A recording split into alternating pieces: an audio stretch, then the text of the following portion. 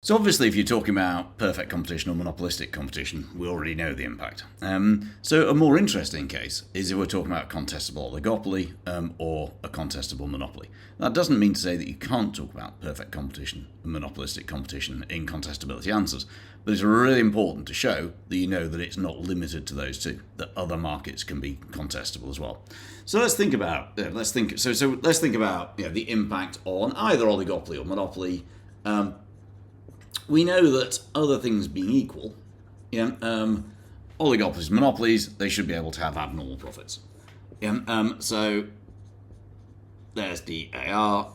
This might have occurred before a market became fully contestable, for example. So again, we find the profit maximizing output, the output step. So that's MC equals MR. We want to produce all the units where the extra revenue is greater than the extra cost, and none of the units where the extra cost is more than the extra revenue. The firm is going to charge that price determined by the demand line. And then we simply say, right, okay, so we want the firm to make abnormal profits, so we'll have average cost below average revenue. Average cost always reaches its minimum point there, and then like that. So the firm's cost is C1, and therefore it has abnormal profit of that level. So what would contestability do in this case? Well, the firm is, it is possible, as we know, from other analysis, it's possible for costs to be down at that level there. It is possible, for costs to be at the productively efficient level. And any potential entrant who can come and hit and run also knows, that other things being equal, they also can come in and have markets have costs at that level. So if the firm just continues like this, making abnormal profits, then all that's going to happen is somebody's going to come in and undercut it, charge a lower than P1, because we know that we can go charge a price anywhere down to the productively efficient level, and still be able to make an abnormal profit. So, faced with that threat, the existing firms, the existing oligopoly or the existing monopoly, assuming they want to remain in the market, then they can't continue behaving like that. And what's going to happen is that the threat of competition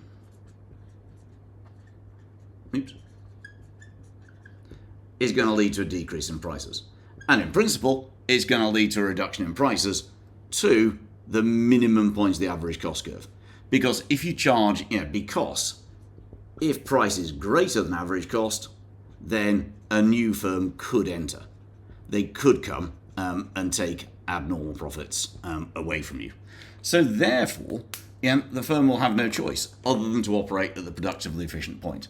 It'll be at CPE, producing QPE, or if you prefer, CC for contestable and QC for contestable. So hence, what's happened is that the threat of competition has reduced price to PC, CC, whatever. It's reduced price from P1 to the productively efficient output. The productively efficient level of costs, and output has increased to the productively efficient output. So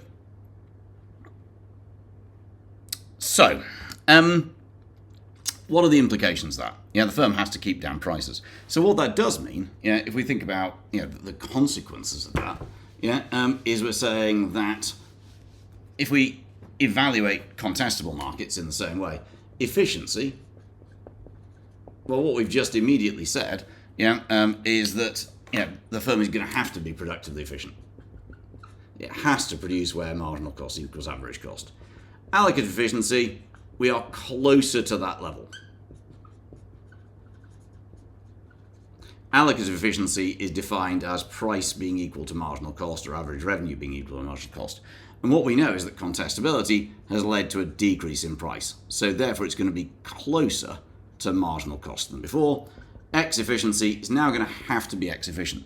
If it's wasting resources, an entrant will come in and undercut it. Dynamic efficiency, probably not. Because what we're now saying is that we're only making normal profit in the long term. So does that mean that we want contestable markets? Kind of on the one hand, yes. It forces firms to cut costs, it reduces price. But on the other hand, it means that we get this loss of dynamic efficiency.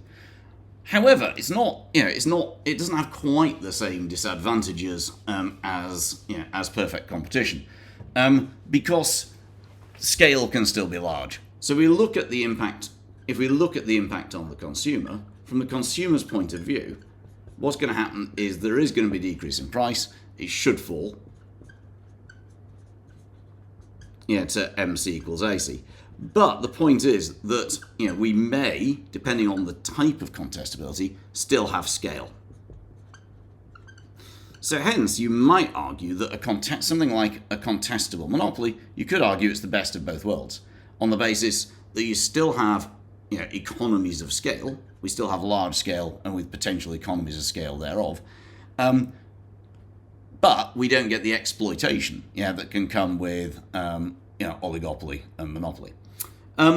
Again, depending on which market it is that's contestable, you may still have product differentiation.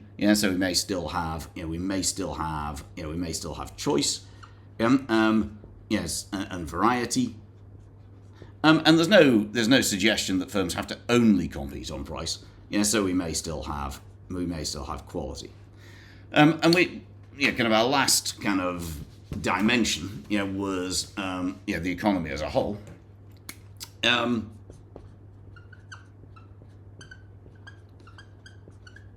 We've had a loss of dynamic efficiency, but we may still have scale.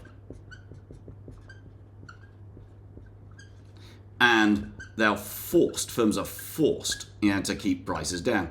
So it's difficult to be completely sure. You could make the arguments either way. You could say scale and low prices could increase exports. You might say loss of dynamic efficiency might decrease growth. On the other hand, you could say that the efficiency can increase growth and so on. So it's more unclear as to what's going on. So the key, contestability and competition are quite similar in terms of their effects, but they're very different concepts. So it's really important to be clear that a market can be contestable. So without having a huge number of firms in it. So if you take something like a lot of online stuff, in principle, you might argue that the browser market that's dominated by Chrome is contestable, in the sense that I could come along and invent a browser. It's probably not that hard. And maybe it's that keeps firms like Google continuing to innovate. Why are they, given they have a monopoly position in the browser market, they have a monopoly position in search, really, why are they still continuing to innovate? Why are they giving you good deals? I mean, the price is your data, but why are you getting so much from them?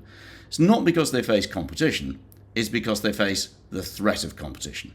And hence, when talking about contestability, thinking about firms like Google, perhaps like Amazon, that fear that one day their dominant position may be taken away from them, that's the point of contestability.